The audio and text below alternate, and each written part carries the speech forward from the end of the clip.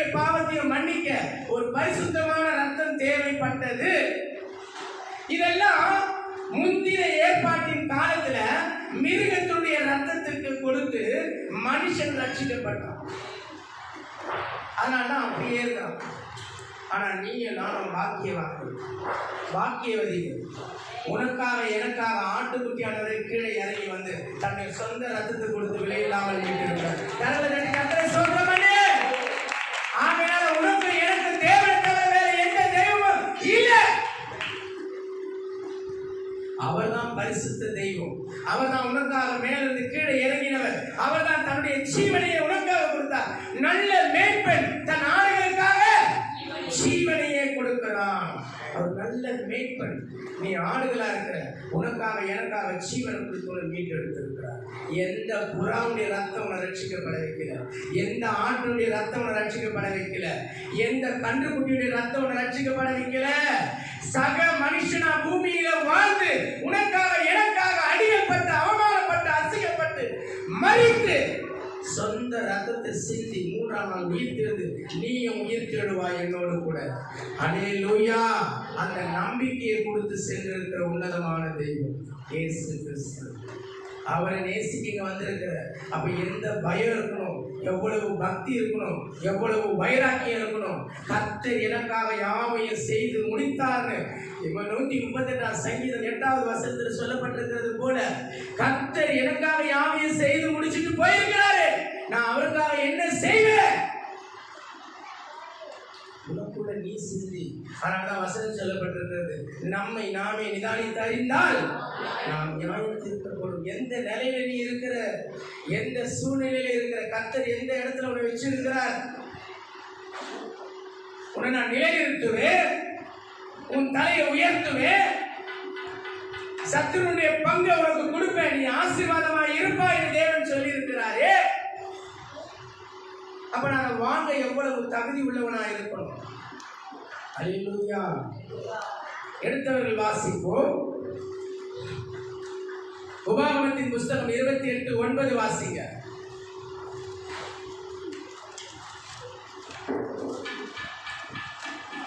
நீ உன் தேவனாகிய கர்த்தரின் கட்டளைகளை கைக்கொண்டு அவர் வழிகளில் நடக்கும் போது கர்த்தர் உனக்கு ஆணையிட்டபடியே உன்னை தமக்கு பரிசுத்த ஜனமாக நிலைப்படுத்துவார்.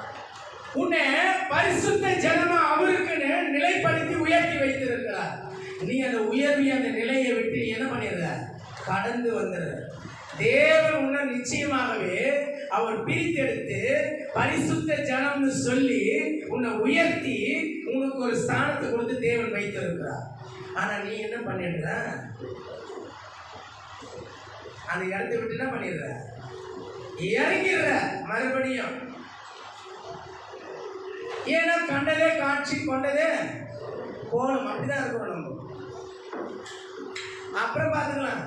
அது ஒரு அலட்சியம், அது ஒரு அசட்டை, அது ஒரு கேவலமா பார்க்கறது, ஒரு பார்வை.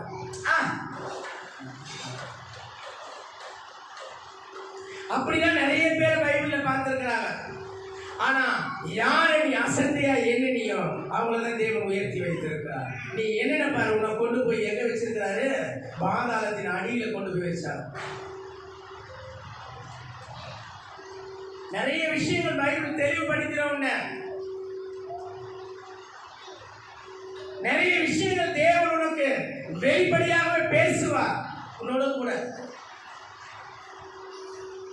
உன் தலையை உயர்த்துவேன், உனக்கு ஒரு நிலையான ஸ்தானத்தை கொடுத்து நிலை நிறுத்துவேன், சத்துருடைய ஆசீர்வாதத்தை எடுத்து உன் கையில கொடுத்து நான் மாசம் முழுமைக்கு ஆசீர்வாதமா வைப்பேன் என்று சொல்லிட்டார். சொல்லியும் செய்யாத இருக்க அவர் மனுஷன் அல்ல, மனமாற மாண்பரும் அல்ல. அவர் சொன்னதை செஞ்சிருவார். ஆனா நீ எந்த ஸ்தானத்துல இருக்கிற? உன்னை பரிசுத்த ஜனமா பிரித்து உன்னை உயர்த்தி உனக்கு ஒரு ஸ்தானத்தை கொடுத்திருக்கிறார். ஆனா அந்த ஸ்தானத்தை விட்டு நீ என்ன பண்ணுற? இறங்கிடுற. அவருடைய நாமத்தை சொல்ல பயப்படுற, அவருடைய வசனத்தை வாசிக்க அஞ்சுற, அவரை பற்றி யோசிக்கவே நீ தயங்குற. ஆகினால்தான் வாழ்க்கையில கசப்பு, வாழ்க்கையில முறுமுறுப்பு, வாழ்க்கையில பண பிரச்சனை, எல்லா பிரச்சனையும் உன்னை தேடி வர்றதுக்கு காரணமே கர்த்தருடைய அன்பு ஒரு மனுஷனுக்கு கூட இல்லைன்னா பிரச்சனைகள் வரதான் செய்யும். ஆனா பிரச்சனை வந்தாலும் தேவன் அதை நிவர்த்தி செய்கிறவர். அல்லேலூயா. அவரோடு கூட நீ ஐக்கியமா இருந்தால் அந்த காரியத்தை செய்ய முடியும், இல்லைன்னா செய்ய முடியாது. சுவிசேஷத்தை சொல்றதுக்கு பயப்படும். சுவிசேஷம் கேட்க கூடாத நாட்கள் வருமா? அந்த நாட்களில் நான் இருப்பனோ இல்லை போயிடுவனோ தெரியாது எனக்கு, கர்த்தர் என்னை கொண்டு போயிடுவாரான்ட்டு. ஆனா நான் இல்லைன்னா கூட அந்த நேரத்தில் சுவிசேஷத்தை சொல்றதுக்கு ஆட்கள் இருக்க மாட்டாங்க. நீ பைபிளை வாசிக்க முடியாது. பணத்துக்கு உணவுக்கு பஞ்சகாலம் வந்துச்சு, வசனத்தை கேட்க கூடாத பஞ்சகாலம் வரப்போகிறது. என்ன பண்ணுவ அப்போ? இன்னைக்கு சொல்ற வார்த்தை அடுத்த வாரம் கேட்டா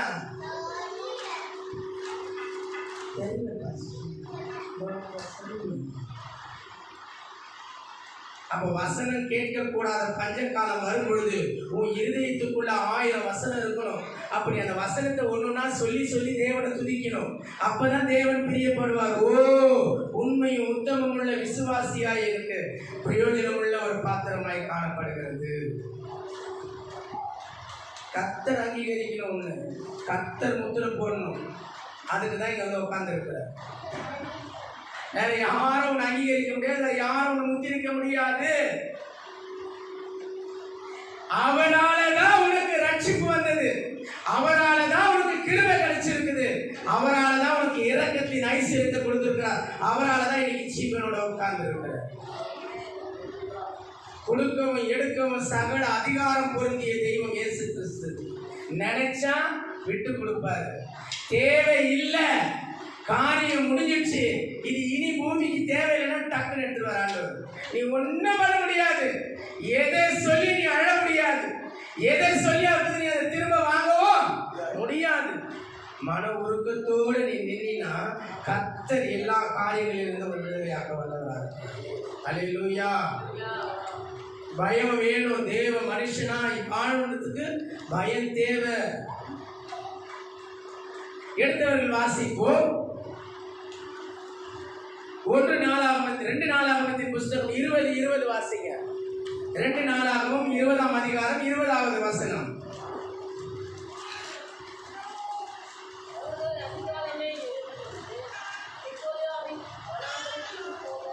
அவர்கள் அதிகாலமே எழுந்திருந்து தெக்கோவாவின் வனாந்திரத்துக்கு போக புறப்பட்டார்கள். புறப்படுகையில் யோசேபாத் தீங்கு, யூதாவே, எருசலேமின் குடிகளே கேளுங்கள், உங்கள் தேவனாகிய கர்த்தரை நம்புங்கள், அப்பொழுது நிலைப்படுவீர்கள். அல்லேலூயா. அவருடைய தீர்க்கதரிசிகளை நம்புங்கள், அப்பொழுது சித்தி பெறுவீர்கள் என்றான். அல்லேலூயா. தேவனுடைய வார்த்தையை நம்புங்கள், நிலைவரப்படுவீர்கள். மனுஷனுடைய வார்த்தை அல்ல, தேவனுடைய வார்த்தையை நீ நம்பணும். அந்த தேவன் தான் அழைச்சிருக்கிற உள்ள வந்திருக்கிற. அவருடைய வார்த்தையை நீ அலட்சியமா நினைச்சினா தேவனை கொண்டு போய் அடிச்சாதான் எந்த மூலையில நிற்பதே தெரியாது.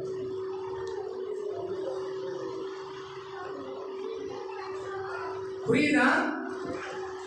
தேவனுடைய வார்த்தை நீ நிலைவரப்பட்டு காணப்படணும். தேவனுடைய வார்த்தைக்கு வார்த்தை உனக்குள்ள புறப்பட ஊழியக்கார மூலியமா பேசுவாங்க. இந்த வார்த்தை எனக்கு தான் ஆண்டவரே, இந்த வார்த்தை என்னோட கூட பேசுறீங்களே உங்களுக்கு நன்றி. அந்த வார்த்தையை நீ வினாவத்துக்கு ஆரம்பிச்சினால உன்னுடைய நிலைமை படுமோசமா போயிடும். அல்லேலூயா. பலிபீடத்திலிருந்து வருகிற ஒவ்வொரு வார்த்தையும் கர்த்தர் கொடுக்கிற வார்த்தை. அதை ஆம் என்று நீ உணர்ந்து கொள்ளும் பொழுது கர்த்தர் நிச்சயமாக அந்த வார்த்தையின்படி உன்னை ஆசீர்வதிப்பார். இந்த வார்த்தையை நீ எப்படியாவது புரட்டாட்டக்காரர் மாதிரி புரட்டணும் நீ நினைச்சினா வேதத்துல புரட்டாட்டக்காரர்கள் ஒருவருமே பூமியில வாழ்ந்ததா சரித்திரம் இல்லை. அல்லேலூயா. அல்லேலூயா. ஏன்னா இஸ்ரவேலை ஆசீர்வதிப்பதே தேவனுக்கு பிரியம். பெரிய தீர்க்கதரிசி பிள்ளையா அவரை கொண்டு வராங்க இஸ்ரவேலை சபிப்பதற்கு. கர்த்தர் விட்டாரா? ஒரு முறை இல்ல 6 முறை கொண்டு வராங்க. ஒரு பொழுது தேவன் வந்து அதை ஆசீர்வதிக்கும்படிதான் அவருடைய வாயிலிருந்து வார்த்தை போடுவார். அதை கொண்டு வந்தவன் எங்க போனானே தெரியும், சபிக்கும்படி. யோசி, எல்லாம் பைபிள்ல இருக்குது, நீ படிச்சு பாரு. கர்த்தர் இதை உன் கையில கொடுத்திருக்கிறார். நல்ல பொக்கிஷம் இது.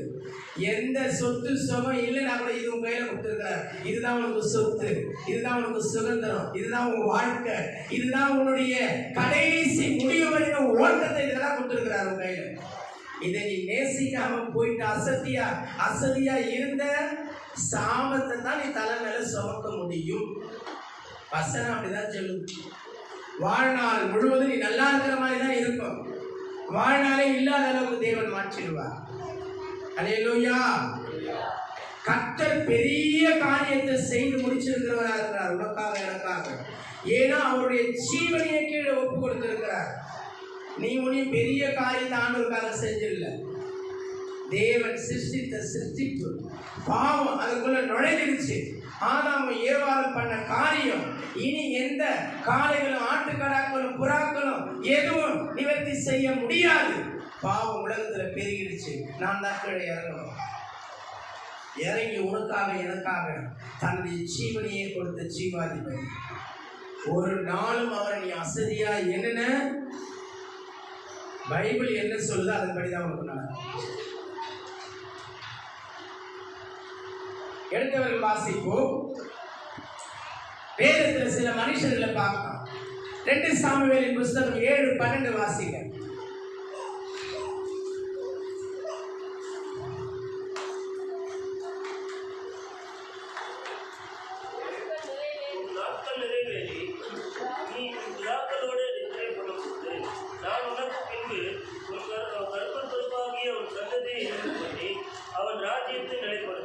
அல்லேலூயா. இன்னைக்கு நான் போதிக்கிறேன், நான் கடந்து போயிடலாம், என்னுடைய முன்னோர்கள் வைத்த இடத்துல அடக்கம் பண்ணிடலாம். ஆனாலும் என்னுடைய உண்மை, என்னுடைய உழைப்பு, கர்த்தருக்காக நின்ன காரியம் என் சந்ததியை சிறப்படுத்தி நிலைநிறுத்துவார் கர்த்தர். அல்லேலூயா, அல்லேலூயா.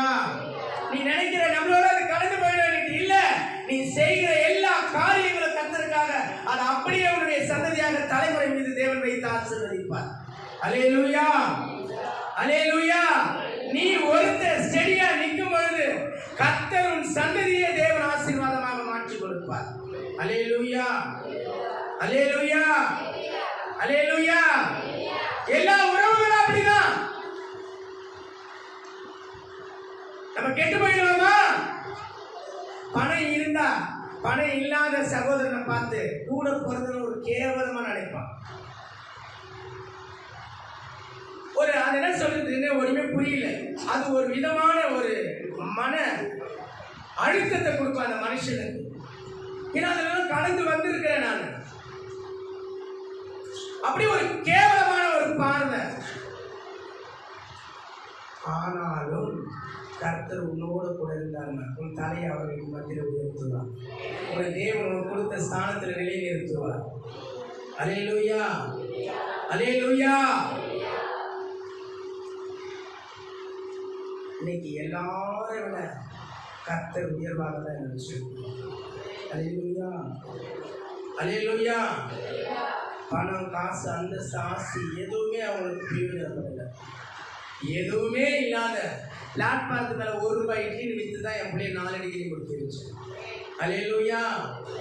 எந்த சொந்தம் சொத்து பத்து என் கையில ஒண்ணுமே கிடையாது. அதை காலேஜில் ஃபர்ஸ்ட் சேர்க்கும் போதே அந்த ₹1 கிடையாது. 1900 இல்லாத அப்படி விட்டுட்டேன். 1.5 மாசம் கலந்து போயிடுச்சு. காலேஜ் ஓப்பனிங் ஆகி கேட்குதப்பா நான் இனி வேலைக்கு போட்டுமா? இல்லைம்மா, நிச்சயமா தேவன் செய்வார். கர்த்தர் அவன் நிற்கிற நிலைமையை பார்த்தார். யாரோ 20,000 கையில் எடுக்கிறதுக்கு பட்டுன்னு வச்சாங்க. ₹19,700 எடுத்துன்னு போய் சென்ட் தாமஸ் செவிலியர் உமன்ஸ் காலேஜில் மூலக்கடையில் சேர்த்தேன். BSc physics. அதுலேருந்து தேவன் வாழ்க்கையை தொடங்கினேன். கொடுத்தவங்க கூட சொல்கிறாங்க வட்டி வேணாம் எதுவும் வேணாம், டெய்லி ₹200 கட்டி முடிச்சுருந்தேன். கடை போட்டிருக்கிறேன். கர்த்தர் என் வாழ்க்கையில செய்த காரியங்கள் நீ உண்மையா நான் அதை யோசிச்சு யூகித்து பார்ப்பேன். பின்னாடி நடந்ததை இப்ப யோசிப்பேன், எப்படி இது நடந்திருக்கும் ஆண்டவரா? நீங்க இல்லைன்னா என் வாழ்க்கையில எதுவுமே இல்லைப்பா. நான் செய்வோம். கர்த்தர் எல்லா இடத்துலையும் என் தலையை உயர்த்தி தான் வச்சிருந்தார் ஆண்டவர். நினைக்கும் பொழுது அதனால்தான் ஆண்டரை நினைச்சேன்னா அழுவேன் நான் ஒவ்வொரு நாளும். பிஎஸ்சி ஒரு வழியா முடிச்சுட்டு வந்தேன். எம்எஸ்சி சேர்க்கணும். எந்த காலேஜ்லயும் இல்லை, எல்லா காலேஜ்லயும் பணம். சத்தியபாமால போகணும். நடந்ததே ஒரு மிராக்கிள் அது. இப்ப எம்எஸ்சிக்கு எவ்வளவு கேட்கறாங்க தெரியுமா? காலேஜ்ல 2 வருஷம் படிப்பு எம்எஸ்சி. முதல் 3 வருஷம் ஜெயிச்சுட்டேன். 2வது 2 வருஷம் ஜெயிக்கணும் எம்எஸ்சி. என்ன பண்றது? கர்த்தர் செய்வாங்க தான். என்ன எந்த சொல்றதுக்கிட்டே போய் எனக்கு 10 ரூபாய் என் பிள்ளைய காலேஜில் சேர்க்கணும் ஒருத்தரும் சொல்ல முடியாது. நானே ஸ்தானத்துல இன்னும் ஜெபிச்ச தேவ சமூகத்தில் இருக்கிறாங்க.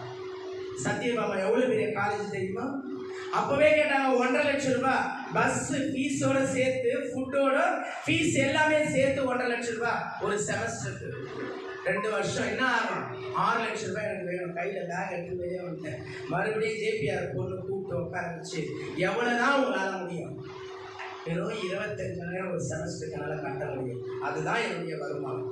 ஏன்னா நான் 1 ரூபாய் பிளாட்பார்ட்டில் இட்லி விற்கிறேன். ஒன்று படிக்கணும்னு நினைக்கிறேன், படிக்க வைக்கிறேன். இப்படிதான் ஓப்பனாக பேசினேன். கர்த்தர் அந்த இடத்துல இடைப்பட்டார். வாங்கினாங்க மார்க் ஷீட்டை, கீழே 2 கிரீன் கோடு போட்டு அவங்க சைன் பண்ணிட்டு என்னோட டொனேஷனில் படிக்கிறேன். உங்களுக்காக நான் காலேஜை மாற்ற முடியாது, ரூல்ஸ் அண்ட் ரெகுலேஷன். நான் கொடுக்குற உங்கள் பொண்ணுக்கு டொனேஷன் 1.25 லட்சம் ரூபாய் அவங்க கொடுத்து படிக்க வச்சாங்க. ஒவ்வொரு செமஸ்டருக்கும் 1.25 லட்சம். நான் செஞ்சது வேலை 25,000. வீட்டாண்ட வந்து பஸ்ஸு கூட்டிகிட்டு போவோம். தலையை உயர்த்தினாங்க. ஆண்டவர், நீ எந்த இடத்துல வெட்கப்படுறேன்னு நினைக்கிற அந்த இடத்துல தேவன் உயர்த்துவார். கத்திடத்துல நீ நில்லு, தெளிவா நில்லு. நீ தான் எனக்கு பாடிட்டா போதாது, சொந்தமே. அந்த பாட்டை பாடும்போது எனக்கு தன்னாலேயே அழகும். நீ தான் ஆண்டவர் எனக்கு சொந்தம், நீ தான் எனக்கு உயிர். நீ இல்லைன்னா நான் இன்னைக்கு நிற்க முடியாதுப்பா. நீ இல்லைன்னா இன்னைக்கு என்னுடைய வம்சம் தழைச்சிருக்கா. செத்து போயிட்டா 8 வயசுல நான் யாரை நம்பி வாழ்ந்துருப்பேன் ஆண்டவர்? என்னுடைய சொந்தமே நீ தான் ஆண்டவர். என் பிள்ளையை திருப்பி கொடுத்த, அது மூலியமா நீங்க 2 பிள்ளைங்களை பார்க்க மாட்டேங்க. கர்த்தர் எனக்கு கிருபையை கொடுத்துருக்கீங்க. நீங்க தான் எனக்கு உறவு. இதுதான் மனுஷன் எப்பெல்லாம் தேவனை சார்ந்து நிற்கிறோமோ அப்பெல்லாம் உன்னை தேவன் கீழே விழாதபடி கர்த்தர் பாதுகாக்கிறவராக இருக்கிறார். கர்த்தர் தான் உனக்கு பாதுகாவலனாய் இருக்கிறார். அப்ப நீ யோசிச்சு உன்னுடைய நிதானத்துல நீ நின்று கர்த்தருடைய சமூகத்துல நீ நின்று பாரு. கர்த்தர் உன்னை உயர்த்த போதுமானவராக இருக்கிறார். நீ நினைக்கிற ஏதோ சொல்றாங்க, ஏதோ நடக்குது. நீ முழுசா தேவனுக்காக ஒப்பு கொடுக்கும் பொழுது கர்த்தர் உன் வாழ்க்கையில இறங்கி கிரியை செய்யும் போது நீ பார்ப்பார்.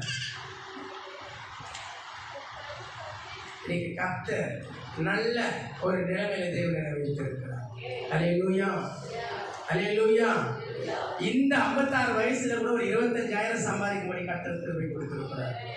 யாருக்கிட்டே நிற்காத, யாரிடத்திலே கையேந்தாத. கர்த்தர் என்னுடைய நிலைமையை, என் சரீரத்தை தேவன் இன்னும் பலப்படுத்தி கர்த்தருடைய ஐக்கியத்தில் இன்னும் வளரும்படியான கிருபையை கொடுத்து விட்டார்கள். அல்லேலூயா. 56 வயசுல எல்லாம் முடியாம முட்டி நோவு, கால் நோவு, உட்கார்ந்துட்டு இருக்கவங்க இவ்வளவு பேர் இருக்கிறாங்க. ஆனா கர்த்தர் என்ன இன்றைக்கு ஒரு ஜீவனா மதிச்சு கர்த்தர் என்னை உயர்த்தி வைத்த அழகு பார்த்திருக்காங்கன்னா அவருடைய கிருபை தான். அல்லேலூயா. கேவலமா நினைக்கிறாங்கன்னு நினைக்காத. நீ அதை நினைச்சுனா நீ விழுந்துருவ. என்ன அழைத்தவர் அவமானப்பட்டார், அசிங்கப்பட்டார். கடைசியில் அவருடைய தலையை உயர்த்தி பிதாவுடைய வலது பாரசத்தில் இருக்கிறார். நானும் அசிங்கப்படுறேன், நானும் அவமானப்படுறேன், என்னை ஒதுக்குறாங்க. ஆனாலும் கர்த்தருடைய வலது பாரசத்துல நான் இருப்பேன். அல்லேலூயா. எடுத்தவர்கள் வாசிப்போம்.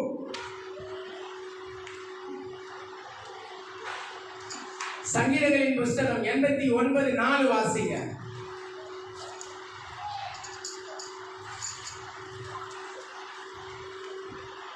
என்றென்றைக்கும் உன் சந்ததியை நிலைப்படுத்தி தலைமுறை தலைமுறையாக உன் சிங்காசனத்தை ஸ்தாபிப்பேன் என்று ஆணையிட்டேன் என்று. அல்லேலூயா. ஒரு தலைமுறை இல்லைங்க, தலைமுறை தலைமுறையாக, தலைமுறை தலைமுறையாக உன் சிங்காசனத்தை ஸ்தாபிப்பேன் என்று ஆணையிட்டேன் என்று. உனக்கு ஒரு சிங்காசனத்தை தேவன் வைத்திருக்கிறார். ஸ்தாபிச்சு சர்வத்தையும் படைத்த சர்வலோகாதிபதி கீழே இறங்கி வந்து உன்னை ஆட்கொண்டு தன் ஜீவனை கொடுத்து உன்னை மீட்டெடுத்து உனக்கு ஒரு சிங்காசனத்தை தேவன் வைத்திருக்கிறார். கடவுளை தட்டி கர்த்தரை சொல்றமாங்க. உறவு உனக்கு கொடுக்காது, ஆனா தேவன் உனக்குன்னு உன்னுடைய ஸ்தானத்தில் ஒரு சிங்காசனத்தை போட்டு வைத்திருக்கிறார். அல்லேலூயா. அப்பேற்பட்ட தெய்வத்தை நீ வணங்குற. அப்பேற்பட்ட தெய்வத்தை சொந்தமா ஏற்றுக்கொண்டிருக்கிற உனக்கு சிங்காசனம் போட்டு வைத்து அழகு பார்க்கக்கூடியவர் எங்க அப்பா. அல்லேலூயா, அல்லேலூயா. எடுத்தவர்கள் வாசிப்போம். 1 சாமுவேலின் புஸ்தகம் 16ஆம் அதிகாரம் 11, 12 வாசிங்க. இதுலதான் தெரியும் உங்களுக்கு எப்படியெல்லாம் அந்த மனுஷனை அவமானப்படுத்தி அசிங்கப்படுத்தி இருக்கிறாங்க, அவர் எப்படி உயர்த்தினார் தேவன் என்றார். 16ஆம் அதிகாரம் 1 சாமுவேல் 11வது வசனம் 12வது வசனம். உன் பிள்ளைகள் இவ்வளவுதானா என்று ஈசாயை கேட்டான். அதற்கு அவன், இன்னும் எல்லாருக்கும் இளையவன் ஒருவன் இருக்கிறான், அவன் ஆடுகளை மேய்த்துக் கொண்டிருக்கிறான் என்றார். அப்பொழுது சாமுவேல் ஈசாயை நோக்கி ஆள் அனுப்பி அவனை அழைப்பி, அவன் இங்கே வருமட்டும் நான் பந்தியிருக்க மாட்டேன் என்றான். ஆள் அனுப்பி அவனை அழைப்பித்தான். அவன் சிவந்த மேனியும் அழகிய கண்களும் நல்ல ரூபமும் உள்ளவனாய் இருந்தான். அப்பொழுது கர்த்தர், இவன் தான், நீ எழுந்து இவனை அபிஷேகம் பண்ணு என்றார். கரங்களை தட்டி கர்த்தரை சொல்லுமா. ஒரு தீர்க்கதரிசி வந்திருக்கிறார் வீட்டுக்கு. 7 பிள்ளைகளை கொண்டு வர. தகப்பன் பிரியத்தோட வாழ்க்கிற பிள்ளைங்க.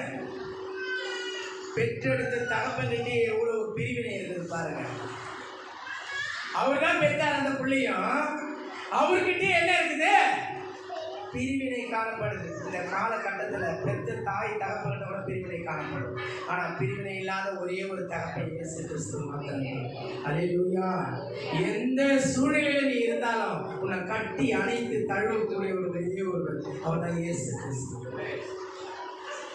அவர் சொல்றாரு, இவ்வளவுதானே உன் பிள்ளைங்க. 7 பேரை கொண்டு வந்துட்டார். கடைசியா ஒருத்தர் தான் இருக்கிறான். அவர் சொல்ற காரணத்தை பாருங்க. அந்த இடம் எவ்வளவு கேவலமா இருக்குது, அவனை எவ்வளவு மட்டுப்படுத்துறாரு, அவன் எவ்வளவு அலட்சியமாக எண்ணப்பட்ட ஒரு மனுஷன்றதை பாருங்க. ஆடு மேய்ச்சிட்டு இருக்கிறான். என்ன மேய்ச்சிட்டு இருக்கிறான்? அவன் ஆடு மேய்ச்சிட்டு இருக்கான். பெத்த தகப்ப சொல்ற மாதிரி அவன் ஆடு மேய்ச்சிட்டு இருக்கான். அவனை கர்த்தர் அபிஷேகம் பண்ண போறார் அப்படின்ற ஒரு எண்ணத்தோட அவன் சொல்றான். ஆனா ஆண்டு சொல்றாரு, அவன் ஆள் அனுப்பி கொண்டு வர சொல்றான். கர்த்தருக்கு தெரியும் யாரை தொடணும், யாரை அபிஷேகிக்கணும், யாரை உயர்த்தணும்ன்றது. ஏன்னா இந்த உள்ளத்துல கள்ளும் கபடம் இல்லாத ஒரு மனுஷன் தான் தவறு செய்திருக்கிறார். ஆனா தேவ சமூகத்தில் உட்கார்ந்து மன்னிப்பு கேட்டு அழுது இருக்கிறார். தவறு செய்வது மனுஷனுடைய இயல்பு. அதான் சொல்றார், பாவத்தை மறைக்கிறவன் அதை அறிக்கை செய்து விட்டு விடுகிறவனோ. நீ பாவம் செய்யலாம், ஆனா அறிக்கை செய்து தேவ சமூகத்தில் ஒப்பு கொடுக்கணும். மறுபடியும் அதை செய்யக்கூடாது. அறிக்கை செஞ்சு அதை விட்டுட்டு மறுபடியும் அதே தொட்டினா இன்னும் சாபமா தான் அவன் மேல முடியும். அவன் ஆடு பேச்சிருக்கிறாயா, அப்படியா கூப்பிடுற? கேவலமான லிஸ்ட்ல தேவன் தகப்ப அந்த மனுஷனை வச்சிருந்தார். ஆனாலும் தேவன் அவர் மத்தியில வச்சிருக்கிற காரணத்தை பாருங்க. அவன் அழைச்சி வர சொல்றான். பார்த்த உடனே சொல்லிட்டார், இவன் தான் இவனை அபிஷேகம் பண்ண. கரங்களை தட்டி கர்த்தரை ஸ்தோத்திரம் பண்ணுங்க. அல்லேலூயா. உன் குடும்பத்தில உன்னை அழைச்சிருக்கிறார், அபிஷேகம் பண்ணி இருக்கிறார். கர்த்தர் ஏதோ காரியத்தை உன் மூலமா செய்ய போறார். அல்லேலூயா. அபிஷேகம் பண்ணிட்டாங்க. அதே 1 சாமுவேல் 17வது அதிகாரம் 32 வாசிங்க. தாவீது சவுலை நோக்கி, இவன் நிமித்தம் ஒருவனுடைய இருதயமும் கலங்க வேண்டியதில்லை. உம்முடைய அடியானாகிய நான் போய் இந்த பெலிஸ்தனோட யுத்தம் பண்ணுவேன் என்றான். அல்லேலூயா. சவுல் ராஜாவா இருக்கிறாரு. அவன் கட்டை எட்டு வரல, பட்டை எட்டு வரல, எதுவும் எட்டு வரல. அவன் சொன்ன வார்த்தைக்கு அவன் நடுங்கிறாரு சவுல். யார் சொன்ன வார்த்தைக்கு? கோலியாத் வந்து சொல்றார். சொல்ற ஒரு வார்த்தைக்கு நடுங்கிறாரு. ஒண்ணுமே செய்ய முடியாத அளவுக்கு அப்பேற்பட்ட ஒரு அழற்ற வார்த்தை. ஒரு சிலர் சொல்லுவாங்க, எல்லாம் செஞ்சு முடிச்சிடலாம், நீ போயிட்டு வா, பாத்துக்கலாம். ஆனா அங்க ஒண்ணுமே இருக்காது. அப்படி பயந்து இருந்தாங்க அந்த கோலியாத்தை பார்த்து. தாவீது சொல்றாரு, உங்க யுத்த வீரர்கள் யாரும் தேவையில்லை, நான் பார்த்துக்கிறாங்க. அவ்வளவு ஈஸியா சொல்ற. அப்போ அவர் சொல்லக்கூடிய காரணம் என்ன? கர்த்தர் அவரோடு கூட இருக்கிறார் என்று உணர்ந்து இருக்கிறார். அல்லேலூயா, அல்லேலூயா. ஏன் அப்படி சொல்றாருன்னா, அவன் கேட்கிறான். சவுல் கேட்கும்போது சொல்றாரு, ஒரு விசை ஆட்டுக்குள்ள கரடி வந்துருச்சு, ஒரு விசை ஆட்டை பிடிக்க சிங்கம் வந்துடுச்சு, ஆனா ரெண்டையும் கிழிச்சு போற அளவுக்கு தேவன் எனக்கு பலத்தை கொடுத்தார். அதை விட இந்த பெலிஸ்தன் எனக்கு கோலியாத். அவர் அழகா சொல்றார். சொன்ன உடனே தான் சவுல் பார்க்கிறார். எடுத்தவர்கள் வாசிப்போம். அதே 17:38 வாசிங்க 40 வரைக்கும். சவுல் தாவீதுக்கு தன் வஸ்திரங்களை உடுத்துவித்து வெண்கலமான ஒரு சீராவை அவன் தலையின் மேல் போட்டு ஒரு கவசத்தையும் அவனுக்கு தரிப்பித்தான். அவனுடைய பட்டயத்தை தாவீது தன் வஸ்திரங்களின் மேல் கட்டிக்கொண்டு அதிலே அவனுக்கு பழக்கமில்லாததினால் நடந்து பார்த்தான். அப்பொழுது தாவீது சவுலை நோக்கி, நான் இவைகளை போட்டுக்கொண்டு போகக்கூடாது. இங்கதான் இருக்குது கடை. இவன் என்ன சொல்ற, ராஜா உன்கிட்ட ஒண்ணுமே இல்ல, நீ அந்த கோலியாத்தை அடிக்கணும்னா ராஜாவுடைய உடைமைகளை எல்லாவற்றையும் போட்டு அனுப்புறார்.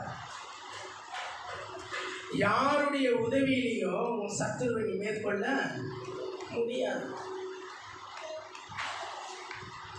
உனக்குள்ள இருக்கிற அனல்னா உன்னுடைய சத்துருவை முறியடிக்க முடியும். அதுக்கு தான் அங்க ஒரு உதாரணம்.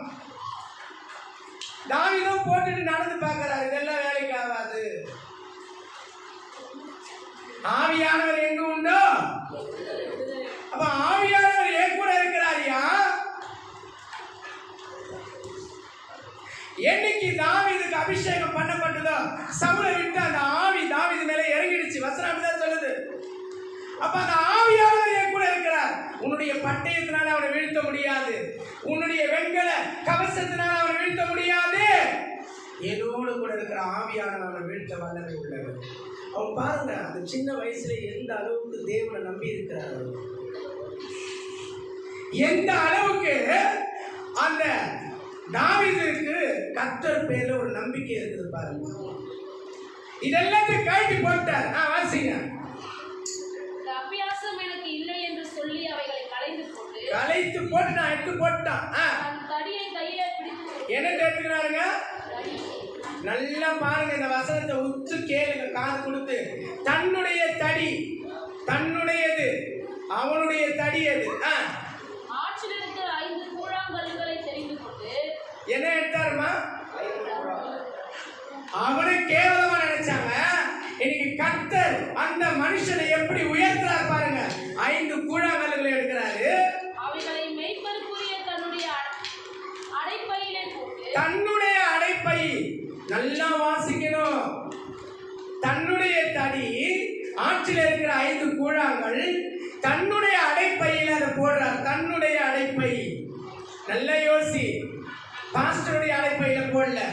சில பேர் பாஸ்டர் கிட்ட எதனா வருமா, பாஸ்டர் கிட்ட எதனா நல்லது நடக்குமா, உனக்கே நல்லது நடக்கும்படி உன் மேல ஆவியானவர் இறங்கி இருக்கிறார். நீ தான் உனக்கு பாஸ்டர். தன்னுடைய அடைப்பையில போடுறாரா? தன் கவனை தன் கையில பிடித்துக் கொண்டு, தன் கவனை தன் கையில பிடித்துக் கொண்டு. கவன் என்ன தெரியுமா? நம்ம இப்ப சொல்ற உண்டிக்கோள், அதான் கவன். அதுல அந்த கூழாங்கலை வச்சு அடிக்கணும். அந்த கவன் அது கூட அவருக்கு தான். ஏன்? அந்த ஆடுகளை மேய்க்கும் பொழுது ஏதாவது ஓநாய்கள் வந்தா பட்டு பட்டு பட்டு அடிப்பார். அதுல அந்த தன்னுடைய கவனை எடுத்துக்கொண்டு அந்த பெலிஸ்தன் அண்டையிலே போனான். அந்த பெலிஸ்தன் அண்டையிலே போறார். பெலிஸ்தனும் நடந்து தாவீது அண்டைக்கு கிட்ட வந்தான். பரிசையை பிடிக்கிறவன் அவனுக்கு முன்பாக நடந்தான். பெலிஸ்தன் சுற்றி பார்த்து தாவீதை கண்டு, இவன் இளைஞனும் சௌந்தரிய ரூபமுமான சிவந்த மேனியுள்ளவனா இருந்தபடினால் அவனை அசட்டை பண்ணினான். பெலிஸ்தன் தாவீதை பார்த்து, நீ தடிகளோடு என்னிடத்தில் வர நான் நாயா என்று சொல்லி, அவனே என்ன சொல்லிட்டான்? நான் என்னவா இருக்கிறேன்? நாயா? நான் என் தடியை கொண்டு அடிக்க வர. அப்ப அந்த தடியிலே அவன் அடிச்சு போடுற அளவுக்கு கர்த்தர் அந்த இடத்துல கிரியை செஞ்சுட்டார். அவனுடைய பலத்தை தேவன் அப்படி குறைக்கும்படி தன்னையே அவன் மட்டுப்படுத்தினான். நாயா என்ன பிடிக்கிறது தடி எடுத்து வந்தது. வாசிங்க. நாயா என்று சொல்லி அவன் தன் தேவர்களை கொண்டு தாவீதை சபித்தான். சபிக்கிறான் அவனுடைய தேவர்களை கொண்டு. பின்னும் அந்த பெலிஸ்தன் தாவீதை பார்த்து, என்னிடத்தில் வா, நான் உன் மாம்சத்தை ஆகாயத்து பறவைகளுக்கும் காட்டு மிருகங்களுக்கும் கொடுப்பேன் என்றான். அதற்கு தாவீது பெலிஸ்தனை நோக்கி, நீ பட்டயத்தோடும் ஈட்டியோடும்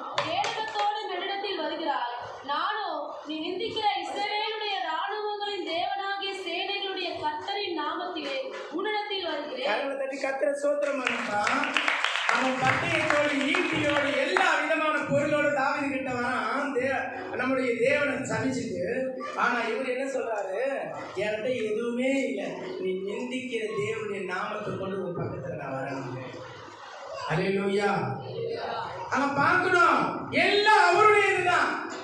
அவருடைய தடி, அவருடைய அடப்பை, அவருடைய கவன், அந்த 5 கூழாங்கல் தான் அவர்கிட்ட இருக்கும். அப்போ இதை கொண்டு ஒரு பெலிஸ்தீனை வீழ்த்த முடியுமா? இவரு தவளும் இருப்பார். அவன் எத்தனை அடி முழம் போட்டுக்கிறாங்க, அத்தனை அடி உயரம் முழம். அவ்வளோ பெரிய மனுஷகிட்ட இந்த சின்ன மனுஷன் நீ நான் என்ன பண்ணியிருப்போம்?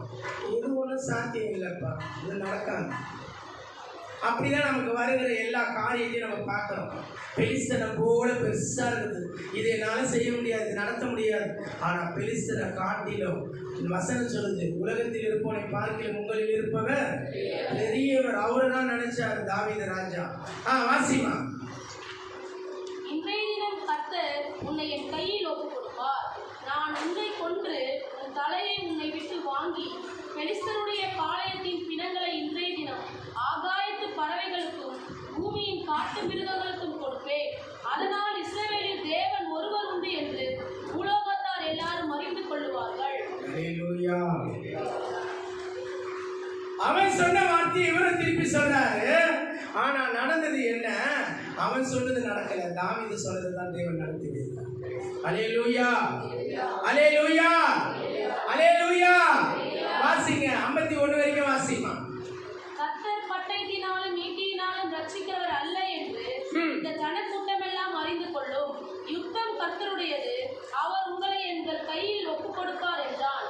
அப்பொழுது அந்த பெலிஸ்தன் எழும்பி தாவீதுக்கு எதிராக கிட்டி வருகையில் தாவீது தீவிரமாய் அந்த சேனைக்கும் அந்த பெலிஸ்தனுக்கும் எதிராக ஓடி தன் கையை அடைப்பத்திலே போட்டு அதிலிருந்து ஒரு கல்லை எடுத்து கவனிலே வைத்து சுழற்றி பெலிஸ்தனுடைய நெற்றியிலே படை என்றான். அந்த கல் அவன் நெற்றியில் பதிந்து போனதினால் அவன் தரையிலே முகக்குப்புற விழுந்தான். இவ்விதமாக தாவீது ஒரு கவனினாலும் ஒரு கல்லினாலும் பெலிஸ்தனை மேற்கொண்டு அவனை மடங்கடித்து அவனை கொன்று போட்டான். தாவீதின் கையில் பட்டயம் இல்லாதிருந்தது. ஆகையால் தாவீது பெலிஸ்தன் அண்டையில் ஓடி அவன் மேல் நின்று அவன் பட்டயத்தை எடுத்து அதை அதன் உரையிலிருந்து உருவி அவனை கொன்று அதனாலே அவன் தலையை வெட்டி போட்டான். அப்பொழுது தங்கள் வீரர் செத்து போனார்கள் என்று பெலிஸ்தர் கண்டு ஓடி போனார்கள். அவன் கூட வந்து எல்லாருமே ஓடிட்டாங்க. ஆனா அவன் கையில பட்டயம் இல்லை. அவனுடைய பட்டயத்தையே எடுத்து அவன் சொன்னபடி அவன் தலையை அறுத்து அனைத்து காட்டு மிருகங்களுக்கும் பறவைகளுக்கும் ஆகாரமா போட்டான். அல்லேலூயா. நீ யாரு அசட்டையா என்றையோ அவங்க தான் தேவன் என்ன பண்ணுவாரு? உயர்த்துவாரு. அவங்க கூட தான் தேவன் நிற்பாரு. அதான் வசனமே சொல்லுது, தன்னை தாழ்த்துகிறவன் எவனோ தாழ்த்துனி தேவ சமூகத்தை விட்டு 1000 இருக்கட்டும், 48 வீடு இருக்கட்டும், 58 பங்களா இருக்கட்டும், அந்த சோபா அட்டந்த கட்டில கூட இரு. நீ எந்த ஊழியக்காரையும் எடை போட்டாத. கோட் ஷூட் பேண்ட் டை கட்டிட்டு வந்ததான் ஊழியக்காரன் நினைக்காத. தேவன் புள்ள கொண்டு கூட உன்னை காரியத்தை சாதிக்க கர்த்தர் உருவாக்குவார். அல்லேலூயா, அல்லேலூயா. என் வார்த்தை அவனிலும் அவன் என்னிலும் நிலைத்திருந்தால் அவன் மிகுந்த கனிகளை கொடுப்பான். வார்த்தை தான். எந்த மனுஷனா இருந்தாலும், விசுவாசியா இருந்தாலும், ஊழியக்காரா இருந்தாலும், அவனுடைய வார்த்தை உனக்குள்ள இருக்கணும். அந்த வார்த்தை தான் உன்னை நடத்தணும். அந்த வார்த்தை தான் உன்னை கடைசி வரைக்கும் கொண்டு போகும். நீ எந்த இடத்துல தலை கவிழ்ந்தாலும் கர்த்தர் அதை எடுத்து உயர்த்தி உன்னை உங்களுடைய ஸ்தானத்தில் நிறுத்தி அழகு பார்க்கக்கூடியவராக இருக்கிறார். நீ நினைக்கிறேன் நான் இப்படி இருக்கிறேன் அப்படி இருக்கிறேன், உன்னை கொண்டு ஆண்டு காரியத்தை செய்யணும்னு நினைக்கிறார். அல்லேலூயா. ஆடுகளுக்கு பின்னாடி அலைந்த தாவீது அவரை கொண்டு ஒரு பெலிஸ்தனியை வீழ்த்து அந்த பெலிஸ்தனுடைய கூட்டத்தையே ஓட விடுற அளவுக்கு கர்த்தர் செய்ய முடியுமானால் உன்னை கொண்டு இந்த சபையிலிருந்து எடுத்து உயர்த்தி உன்னை ஒரு தீர்க்கதரிசியாக, உன்னை ஒரு ஊழியக்காரனாக கர்த்தரால எடுத்து பயன்படுத்த முடியும். கர்த்தருக்கு நீ அடங்கி இரு அவருடைய கரத்துல. அப்பதான் உன்னை தேவன் என்ன பண்ணுவாரு? எடுத்து உயர்த்த போதுமானதாக இருக்கும். இங்க அடங்காத நீ எந்த சபைக்கு போனாலும் உன்னால என்ன பண்ண முடியாது. எல்லா சபையிலும் இதுதான் சொல்லுவாங்க, எல்லா சபைக்கும் தேவன் ஒருவர் தான். எல்லா சபைக்கும் ஊழியக்காரர்கள் தான் செய்வாங்க. எல்லா சபைக்கும் தான் பைபிள். எல்லா சபையிலும் இந்த வார்த்தையை தான் பேசுவாங்க. இங்க நீ அடங்கலைன்னா எந்த சபையிலுமே உன்னால என்ன பண்ண முடியாது, அடங்க முடியாது. தான் நிச்சயம் தான் இருப்ப. அப்ப கர்த்தர் என்ன பண்ணுவார் தெரியுமா? வீட்டுல எந்த புள்ள அடங்காது அந்த புள்ள என்ன பண்ணிடுவாங்க, அம்மா அப்பா. அதை நான் எப்போ தண்ணி தெளிச்சு விட்டேன் கர்த்தர். அது எப்படின்னா எனக்கு இதுதான் கெட்டு போட்டேன், அது எனக்கு தேவையில்லாத. அது போலதான் ஆண்டு என்ன பண்ணுவாரு, மட்டும் நினைச்சு தேவனை கேவலப்படுத்துற மாதிரி ஊழியக்காரன் 100 ரூபாய் பாஸ்டரா நீ வைக்கிற அளவுக்கு நீ நினைச்சு சிந்திச்சினால கர்த்தர் என்ன பண்ணிடுவாரு. நீ 100 ரூபாய்க்கு எடை போட்டிருக்கிற என்ன, ஆனா வெளியே போனோம்னா 1000 கணக்கில் எடை போடுறதுக்கு கர்த்தர் நம்ம உயர்த்தி வைத்திருக்கிறார். அல்லேலூயா, அல்லேலூயா.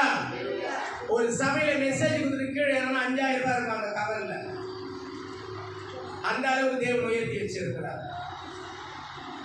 ஆனா நீ நினைக்கிறதெல்லாம் வேஸ்ட். கர்த்தர் அப்படிதான் வச்சிருப்பார். உன்ன நீ உன் நினைவுகளின் பிரகாரம் தான் நீ இருப்ப. கெடுவான் நீ கெட்டு போட்டுதான் கெடுதியே நினைப்ப. நீ அப்படி நினைக்காத. நீ மதிப்பு இல்லை, நீ மட்டும் இல்லை, நீ நினைச்சினா என்ன உயர்த்த கர்த்தர் இருக்கிறார். நான் உயர்ந்து ஓங்கி போய்கிட்டே தான் இருப்பேன். உனக்கு முன்பாக நான் உயர்ந்து போய்கிட்டே தான் இருப்பேன். நீ தாழ்ந்து நினைச்ச பாரு, அப்படியே தான் உட்கார்ந்து இருப்ப. என்னைக்கும் ஊழியக்காரன் நீ கனப்படுத்தப்பார். ஊழியக்காரனை நீ கனப்படுத்தினாதான் பிதாவானவங்க கனப்படுத்துவார். அவனுக்கு நீ அள்ளி கொடுத்தினா தான் உன் களஞ்சியத்தை தேவன் நிரப்ப வல்லவராக இருப்பார். நீ நினைக்கிற இதுதான் லிமிட், இதுதான் பாஸ்டர். அவருக்கு உன்னை காட்டில கொடுக்க நிறைய பரிசுத்தவான்களை தேவன் எழுப்பி வச்சிருக்கிறார்.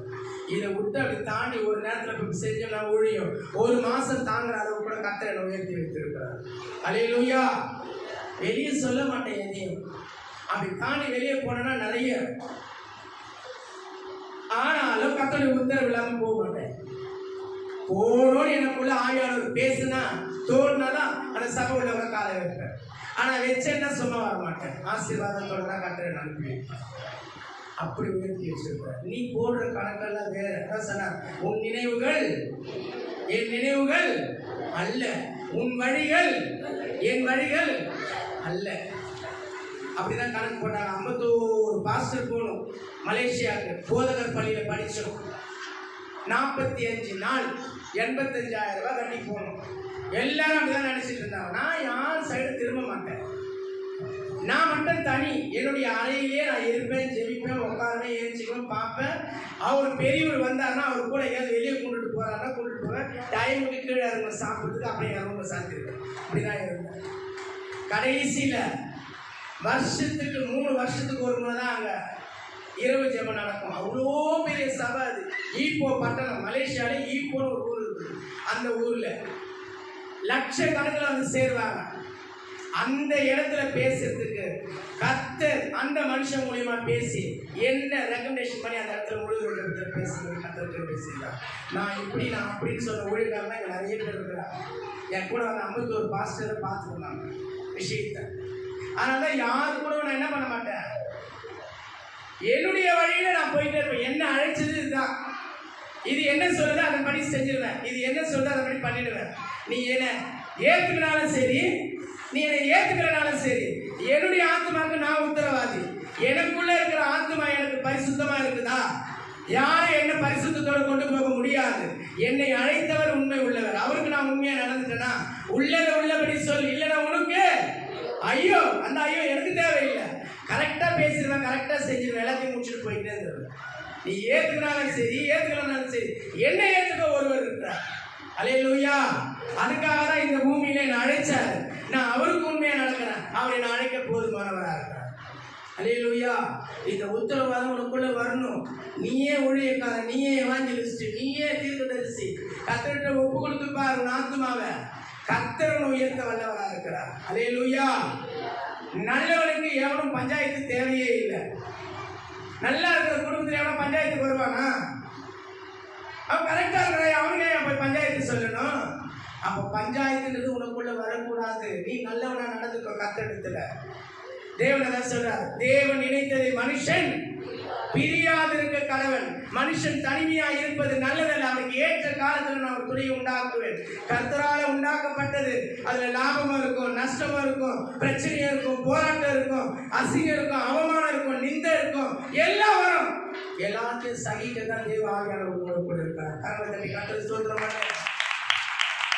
சமாளிச்சு நீ வெளியே வந்து பாரு. உனக்கு ஒரு சிங்காசனத்தை தேவன் அந்த குடும்பத்துக்கு மத்தியில போட்டு, இந்த வார்த்தை உண்மை உள்ள வார்த்தை, இந்த மனுஷன் சொன்னா நடக்கும் அப்படின்ற கண்டிஷனுக்கு தேவன் உன்னை கொண்டு வருவார். அல்லேலூயா. உன் குடும்பத்துக்கு நீதான் நியாயஸ்தர், நீதான் முக்கியஸ்தர். உனக்கு அடுத்தவங்க நியாயம் சொல்றதுக்கு வரக்கூடாது. யாரும் தாய் தகப்பனா இருந்தா கூட போக மாட்டேன், நான் என்னை கூப்பிடுவாங்க, நான் கூட போக மாட்டேன். நீ ஆச்சு உன் புருஷனாச்சு, ரெண்டு பேரும் முழங்கால் போட்டு ஜோமான எல்லா காரியத்தை கர்த்தர் செய்வார். எந்த விஷயத்துக்கும் நான் தலையிட மாட்டேன். முடிஞ்சு போச்சா? அந்த விஷயத்தை நீ கரெக்டா இருந்துப்பார். கர்த்தர் உன்னை உன் தலையை உயர்த்தி உனக்கு ஒரு ஸ்தானத்தை கொடுத்து நிலைவரப்படுத்தி உன் அந்த இடத்துல ஸ்தானாதிபதியாக தேவன் அவசியம். அல்லேலூயா.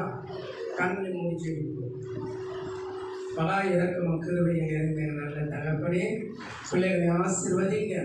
நீர் எங்களோடு கூட இருக்கிறவரப்பா.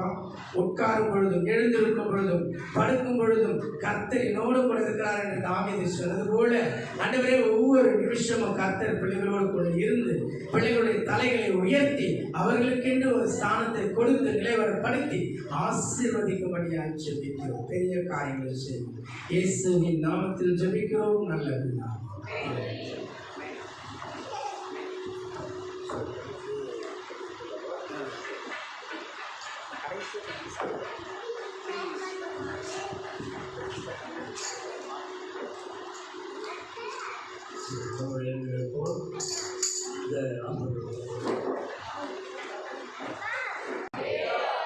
எப்பொழுதுமே ஆராதனையில தேவன் உற்று கவனித்து பார்க்கிறவராக இருக்கிறார். நீ உட்கார்ந்து 5 நிமிஷம் தேவ சமூகத்தை கண்ணை மூடி நீ அழுது பாரு. அடுத்த வாரத்துக்குள்ள உங்களுடைய நிலைமைகள் எல்லாத்தையும் தேவன் மாற்றுவார். அல்லேலூயா. சபைக்குள்ள வந்தோம்னா அந்த பயம் பக்தி தேவை. அப்பதான் அவன் ஆசீர்வாதம் தொடரும். வாலிபன் பலவான் கையில் உள்ள அம்புக்கு ஒப்பாய் இருக்கிறான். அப்போ எந்த அளவுக்கு தேவன் மேன்மைப்படுத்தி வச்சிருக்கிறார்ன்றதப்பா. அதை நீ இழந்துடாத, அதை நீ தள்ளிடாத, அதை நீ உதாசீனப்படுத்திடாத. ஏன்னா போனா மறுபடியும் அந்த ஆசீர்வாதத்தை தேவனிடத்திலிருந்து உன்னால வாங்க முடியாது. அது என்றைக்கு கிடைக்கவும் கிடைக்காது. அவர் சொல்லியும் செய்யாதிருக்கும் மனுஷனும் அல்ல, மனம் மாற மாந்தரும் அல்ல. கர்த்தர் நிச்சயமா சொன்னதை செய்வார். நீ தேவனுக்கு பயத்துக்கும் பக்திக்கும் உரியவனாய் மாறும் பொழுது கர்த்தர் உன்னை ஆசீர்வதிக்கிறவராய் இருக்கிறார். அல்லேலூயா. இந்த மாதத்தினுடைய வாக்குத்தத்தம் என்ன?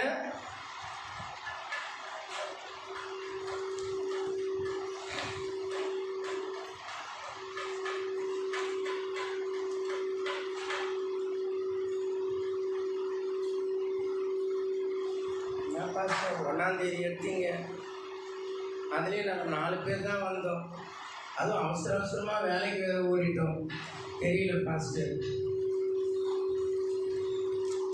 ஆதியாகமத்தின் புஸ்தகம் 40ஆம் அதிகாரம் 13வது வசனத்தை வாசிக்கும்.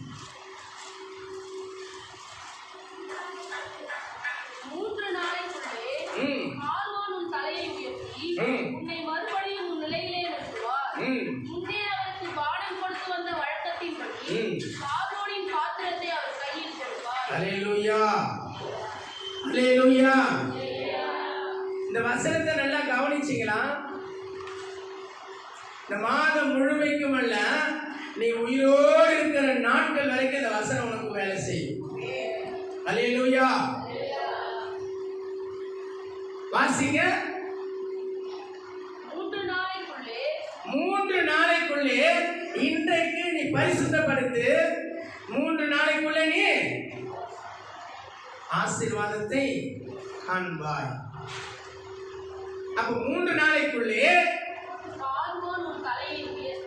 உனக்கு தேவையில்லை, உன்னை உதாசீனப்படுத்தின, உன்னை அசிங்கப்படுத்தின, உன்னை அவமானப்படுத்தின ஒரு மனுஷனுக்கிட்ட இருந்து உன்னுடைய தலையை உயர்த்த போறார் ஆண்டவர். அல்லேலூயா, அல்லேலூயா. உயர்த்துறது மாத்திரம் இல்ல, உன்னுடைய ஸ்தானத்துல உன்னை நான் நிலைவரப்படுத்துவேன். அல்லேலூயா. உனக்குன்னு தேவன் ஒரு ஸ்தானத்தை கொடுத்திருக்கிறார். அந்த ஸ்தானத்துல தேவன் உன்னை உயர்த்தி வைக்க போகிறார். அல்லேலூயா. அது மட்டும் இல்ல, அவனுடைய பாத்திரத்துல எடுத்துக்கொண்டு வந்து கர்த்தர் கையில கொடுக்க போறார். அல்லேலூயா. எகிப்துல கொள்ளை அடிச்சு வரும்பொழுது அந்த பணத்தை எல்லாம் கொண்டு வந்து வச்சுட்டு, இது பெரிய எகிப்தியரின் கொள்ளையோ கொள்ளைனாங்க. அப்ப அவனுடைய சத்துருடைய ஆசீர்வாதத்தை இந்த மாதத்துல உன் கையில கொடுக்க போறாங்க. அல்லேலூயா, அல்லேலூயா. உன் தலையை உயர்த்த போறாரு. உனக்குன்னு அவர் ஒரு ஸ்தானத்தை வச்சிருக்காரு. அந்த ஸ்தானத்துல உன்னை உட்கார வைக்க போறாரு. சத்துரு கிட்ட இருந்த ஆசீர்வாதத்தை எடுத்து உன் கையில கொடுக்க போறார். கரங்களை தட்டி கர்த்தரை ஸ்தோத்திரம் பண்ணு. அல்லேலூயா, அல்லேலூயா. எடுத்தவர்கள் வாசிப்போம். யாத்ராகமத்தின் புத்தகம் 9:16 வாசிங்க.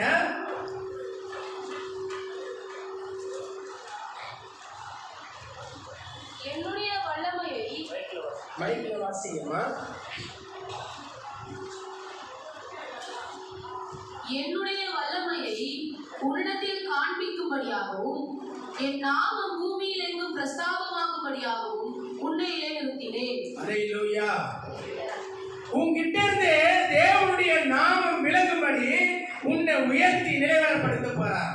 அல்லேலூயா, அல்லேலூயா.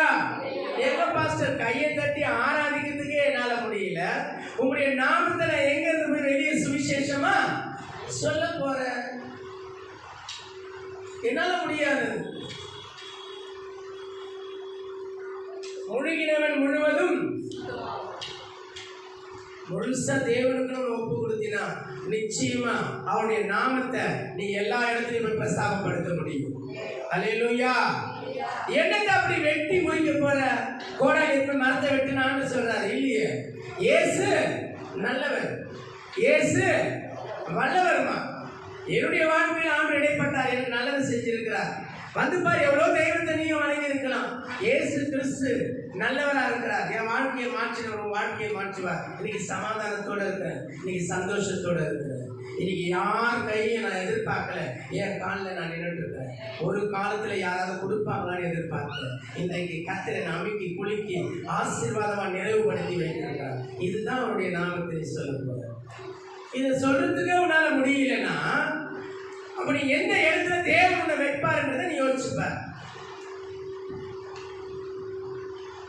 ஒரு கல்யாணம் ஃப்ரெண்டுக்குன்னா நைட்டு 12-1 மணி வரைக்கும் கூட வேலை செய்யறோம். அந்த கல்யாணம் ஓடுறோம், ஓடியாடுறோம், செய்யறோம், நடக்கிறோம், ஓடியாடுறோம். இந்த இங்க 2 டிக்கெட் வரல. இன்னைக்கு எங்கம்மா போயிருக்கிறேன்? மாதா கிட்ட போயிருக்கேன்.